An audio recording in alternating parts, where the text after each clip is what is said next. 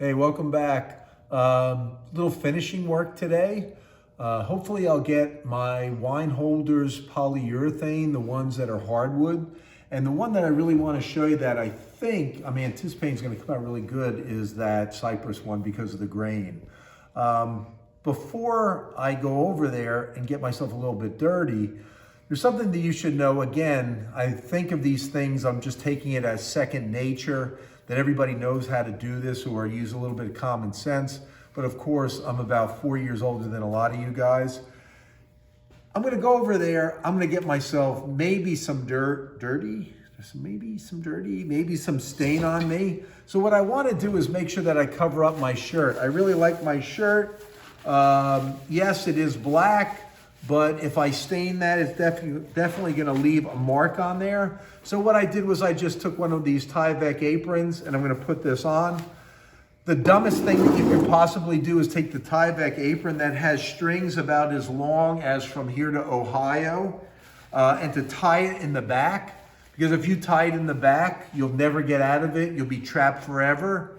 So what you wanna do is you wanna take the strings, cross them in the back. You wanna tie it in the front. This takes care of anybody's size, even some of our full-figured guys and gals. Nobody should have an issue tying these in the front. So I want to put my Tyvek apron on. I'm all set. I'm in good shape with that. The next thing I'm going to do is I'm going to get a pair of gloves because I really don't want oil-based stain on my hands. I think I put them out there. In order to stain, though, I'm going to need 2 rags. Not rags the size of bed sheets. We're talking about small little rags here. One to put on, a small one to put on, one to wipe off. So I have that. The other thing I have to keep in mind is I'm using oil-based stain. So what is a solvent of an oil-based stain? Perhaps a question. If I get polyurethane on my hands, it's the water-based polyurethane. It's polyacrylic, it's called. It's latex. I go to the fountain and I wash it off with a little soap and water. But the oil-based stains are oil-based, which means that you can't use water to clean them up. We're going to use turpentine, mineral spirits, or the cheap alternative to all of them is paint thinner. All of those products will all dissolve that stain. So it's important that you understand that we might use that if we're not careful. If we are careful, chances are we're not going to use that to clean up anything. I'm going to walk back there and we're going to start staining, but I got an issue, and it's an issue that's very common to an awful lot of people. If you remember, I had the maple wine holder, and I made that holy oak one, and I sanded them both up when you guys were away, and I took them out of the vise, and I'm ready to go back there and polyurethane them. And then I looked at one carefully, and I noticed something that everybody runs into. Let's take a walk over here. If I look at the oak one that had the wormholes in it that I think is like super cool, this came out really good. If you look at the end grain, everything looks really good. I sanded this up with 80 grit, 120 grit, 220 grit. The one thing with these wine holders is that this edge can be sharp. I don't know if you remember, but remember I had an issue right over here with that chipped up. So what I did was I rolled the dice. I took a chance, I put some filler in there. I let that dry for a couple of hours. What I'm gonna do is I'm gonna try to clean that area up, and I'm going to try to do it so that I don't break that sharp edge, because I really kind of do want that as a sharp edge. So here's my 80 grit. I'm going to sand that up to see if I can get it to blend in. And if I just keep it flat, you notice that it definitely blends in better than it did before. You might say that could look a little different in terms of the color. If I was staining it, it would definitely look a little different. The safe choice is polyurethane, so I'm going to try to just polyurethane that. The other thing that I don't like about this is that this edge is super, super sharp. I'm going to get a piece of 120 grit. Let's see if we can find a piece of 120 grit. I'm going to take the 120 grit And what I'm going to do is just go around the sharp edge, trying to stay away from that part that I filled. So I just want to blend this up a little bit and try to stay away from my filler section. I'll take the 120 grit, roll it up so it kind of conforms to this shape. All I want to do is take the harshness out of it. Take my finger. That's the area that I filled, so I'm going to put it right around that area of my finger. So if I feel this feels a lot smoother. It's not super sharp. This side, I believe I already did it when I was sanding it. So I'm just going to kind of break that a little bit. This one is good to go. If you look, my filler stayed in there. I didn't take it off. It didn't chip out. I let it dry enough. And this feels pretty smooth on the inside, so I'm kind of happy with this. The thing that I'm not happy with is this. Remember that maple one? I thought this came out really great. It feels super smooth because April cleans up really, maple cleans up really well. But here's an issue that I run into all the time with kids who are sanding end grain. They feel it, they go, it looks tremendous. Take a look. Can you see a white line on there? Always on the end grain. You're not going to notice it on the edge grain. What is that telling me? When I see a white line on there, it is telling me something. Perhaps a second question. What does a white line on the end grain tells you? Tells you. What does it tell you? Well, it tells you that you probably switched from 80 grit or 120 grit too quickly. So what I'm going to do is I'm going to take a piece of 80 grit. Let me see if I can get away with it with 120. I'm going to take my fingers, put them right on that line, and I'm going to sand this. It's really not a fault of yours, because when you're sanding something that is convex like that, you tend to take your hands, lay it over top so the abrasive paper comes in contact here, and it misses on that middle.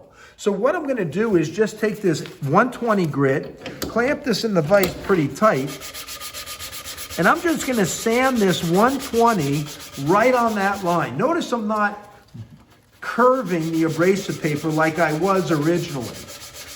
But if I sand this with 120 grit, say a prayer or two, and now I look at this, it's gotten better. It would probably get a lot better, a lot quicker if I switched to 80 grit. I don't really want to do that. I'm going to try to take it down to 120 grit. There we go. So if I look at it, my line disappeared. What does that mean?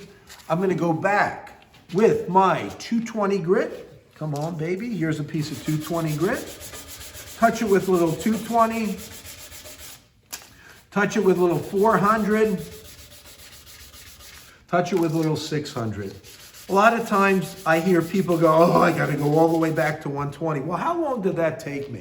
I mean, with talking, it probably took me about 27 seconds. This feels absolutely tremendous. The inside, this is a little bit rough. So I'm going to take a little piece of 120 as I did it with my piece of oak. I just want it to feel a little bit smoother because when you polyurethane this, that grain tends to raise up a little bit. I just want to go over this with a little 120 grit. Put a little love into it. And that does feel a lot better. So I'm all set, ready to go with this. You know what I'm going to do? I'm going to take these over to compressor. I'm going to blow off the dust. And I might actually be coming back here after I stain that cypress holder. Let's take a walk back here.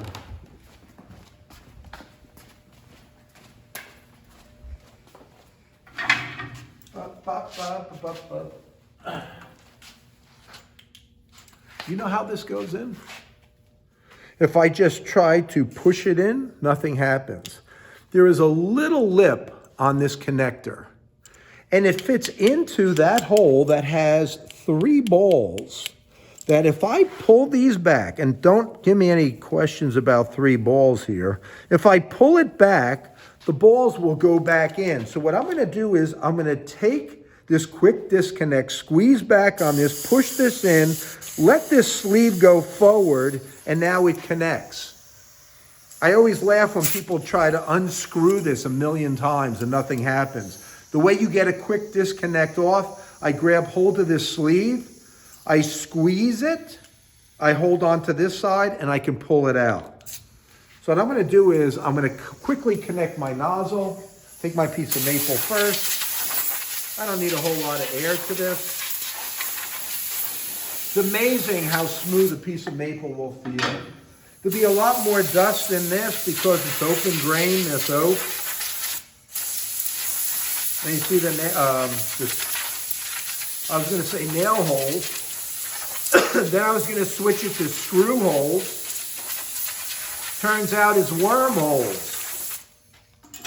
Both of these are cleaned up, ready to go. We're going to polyurethane these. So we'll go back over there after I stain this. I want to try to get some stain on that piece of cypress. Red.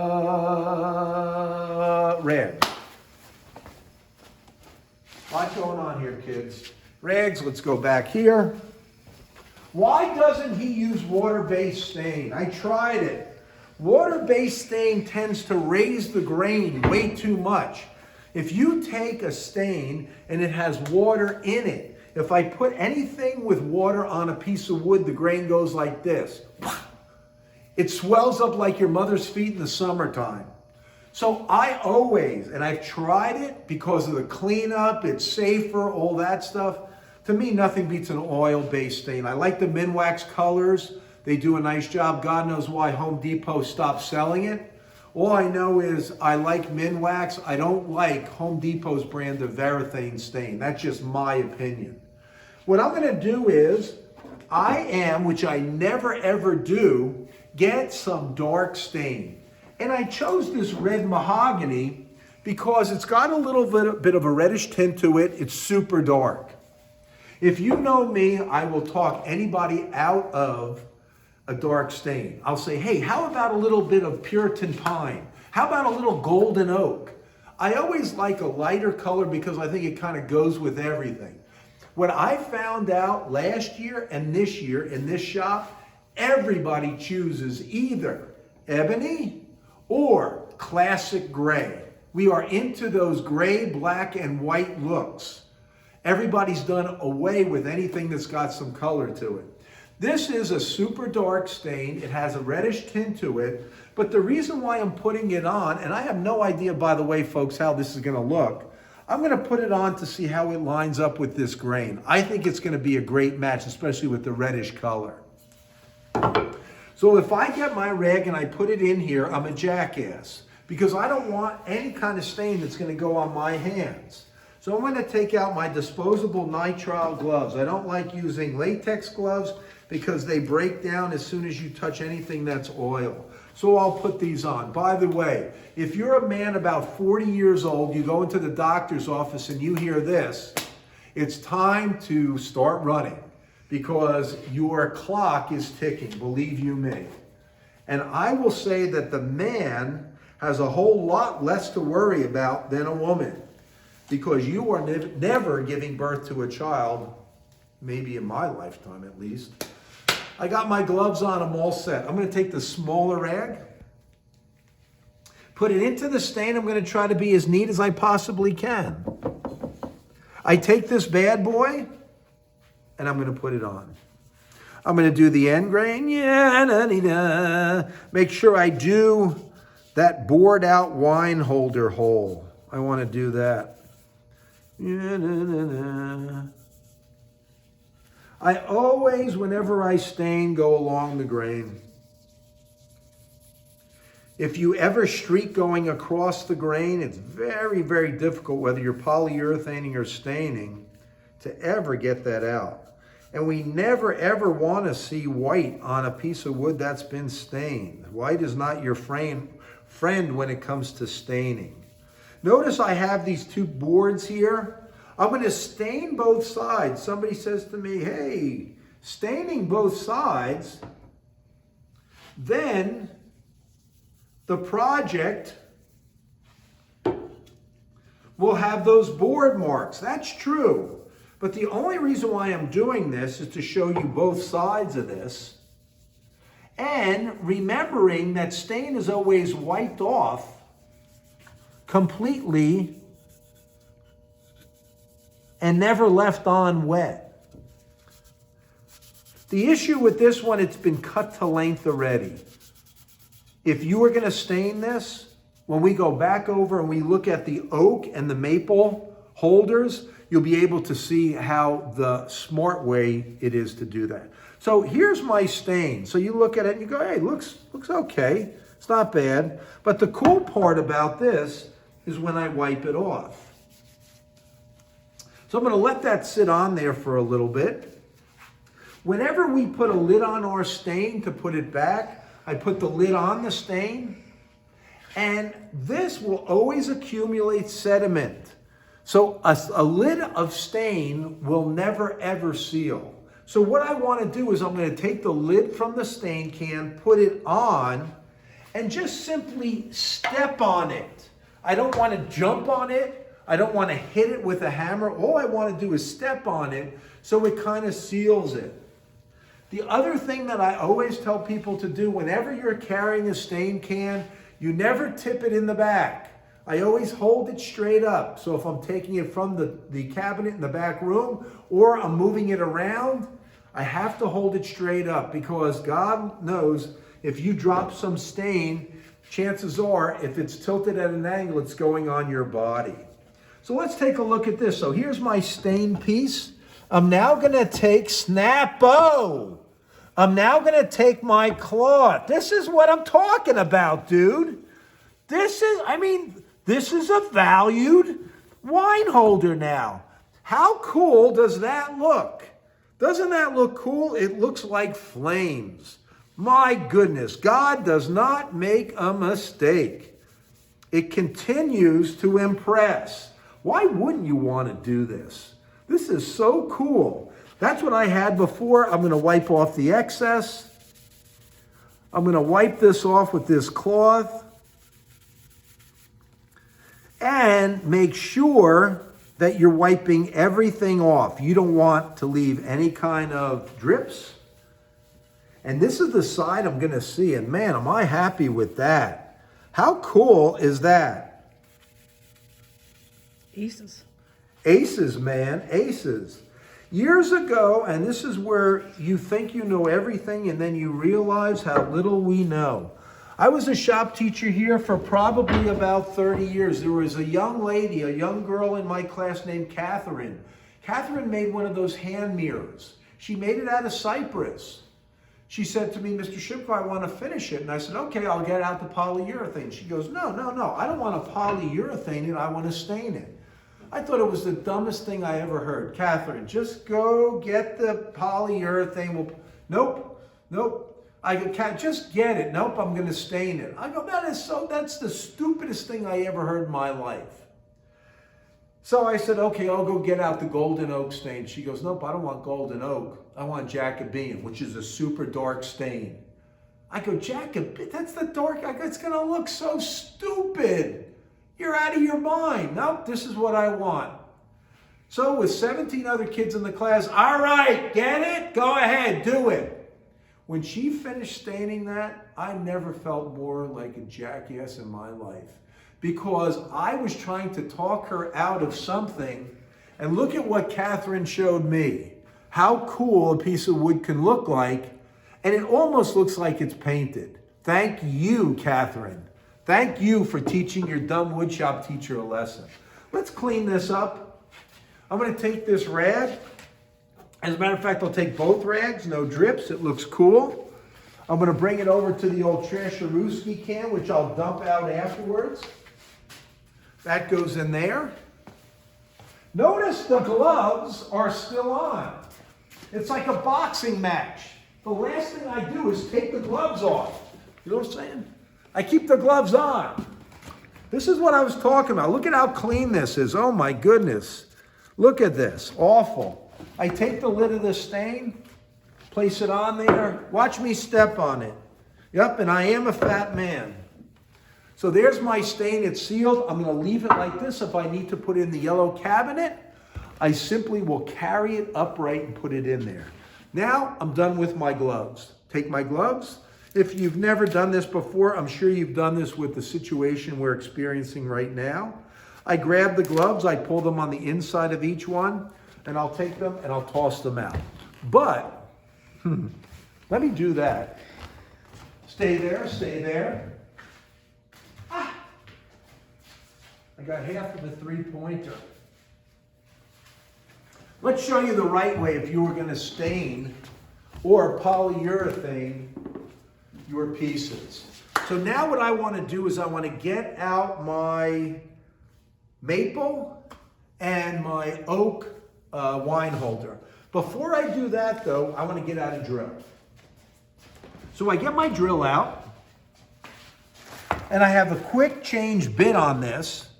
So what I'm going to do is, and I always have this screw tip facing out on a quick change bit. Here's the quick change. I could drill a pilot with this side. I could screw in a screw with that side. The question is, which side do I put out for my quick change bit? The drill side or the screw tip side? The correct answer, screw tip side. The reason for that is if the drill were to fall, the screw tip doesn't break, but the drill bit would. So what I'm gonna do is I'm gonna flip this around because I'm gonna drill a hole. I put that on my bit. I'm gonna get out two 2-inch screws, two 2-inch wood screws. If you have shorter screws, that'll work too, but I'm gonna get the two 2-inch ones because it gives me a little bit more to operate with my hands. Now, what did I do with my wine holders? Uh-oh, uh-oh, uh-oh. What I'm gonna simply do, and I wanna see the oak one first, is I'm gonna put it in the vise so that the bad end, not the good end, but the bad end is facing up. Remember, this end still wasn't squared up.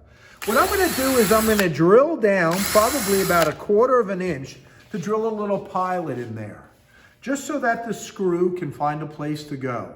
Take my disconnect bit, flip it over, put the screw tip side. I'm gonna take a 2-inch screw. I am not screwing this down, kids, like I'm attaching anything. All I wanted to do is to hold in place.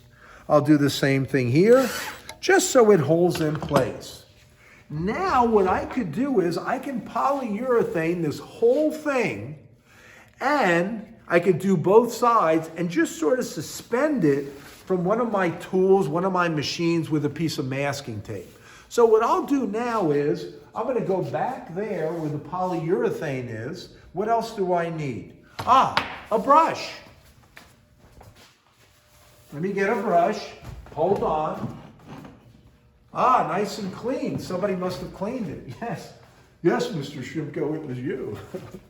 I'm only going to do one of these today for you guys. I'll take masking tape, polyurethane, brush, and wine holder. Here's the way I operate. If I have to do this quickly, I'm going to hold on to this. Tips of the bristles, touch it in the polyurethane. Let me coat this bad boy. What I'm banking on is that these wormholes will darken up. And it looks like they are. Like if you look at that color of that piece of oak, it's exactly what I was after. Yeah-da-dee-da. As you well know, if you've ever polyurethane, the first coat is the worst. Or as Rod Stewart would say, the first coat is the deepest. I'm going to go across here. You notice how that's changed in color. And I could do both sides because I'm going to suspend this from that screw using a piece of masking tape.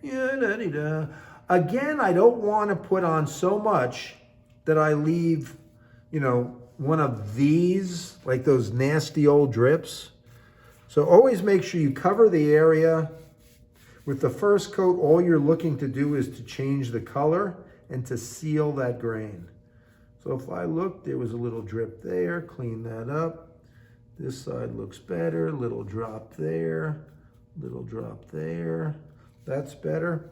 Now is where I get to the tricky part. I really only need 10 5/8 of this thing. I don't know where I'm at. I'm probably around 12 inches, but what those screws allow me to do is to polyurethane the whole thing. And I can hold it up this way.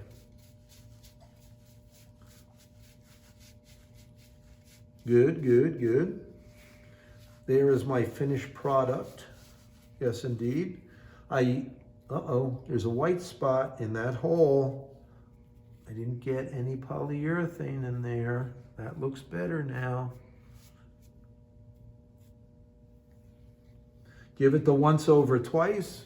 It looks pretty good. My last step on this video, I'm going to take a piece of masking tape. It is so funny to me because when I show kids putting 2 screws in here, people take masking tape and they go around these 2 screws. I'm only putting 2 screws in there so it's easier for me to handle as opposed to 1. Take the masking tape, I'm actually taping the masking tape in between the screws in between the masking tape. I'm gonna come over here. I'm not working on this bandsaw. It hasn't been used in a bit. So I'm just gonna simply suspend this by doing that on the table. So right now, when you look at that whole thing can dry. It's gonna take maybe, with this polyurethane, maybe 10 or 15 minutes. So I can put a second coat on, a third coat on, a fourth coat on if I wanted to, wax the thing. And then the very last step of this is to cut the angle to create that kind of 45-degree angle look to it. I'll do that the next time we see each other. As for now, let's let that dry. I'll polyurethane the other ones. And after I make those 2 cuts, you'll have 2 wine holders all set ready to go for some gift for a lucky individual. Have a great one, and we'll see you soon.